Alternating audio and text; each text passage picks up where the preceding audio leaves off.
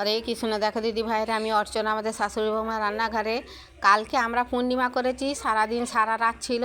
আজকে 11টায় কেটে যাবে। আজকে পূর্ণিমাটা করিনি, কিন্তু আজকে হোলির দিন। এই দেখো বৌমা মন্দিরটা সাজিয়েছে। এই যে হরিনোর দিয়েছি, এই দেখো বাতাসা দিয়ে হরিনোর দিয়েছি। এখানে বাতি ধূপ জ্বলছে। এখানে আবির দিয়ে একটা ডিজাইন করেছে বৌমা। দেখো কমেন্টে লিখবে কেমন হয়েছে, আমাদের ভালো লাগবে। তাহলে তোমরা ফেসবুক থেকে দেখলে আমাদের চ্যানেলটা ফলো করো, সঙ্গে থেকো। ইউটিউব থেকে দেখলে লাইক কমেন্ট শেয়ার করো। দেখো আমাদের ডিজাইনটা কেমন হয়েছে।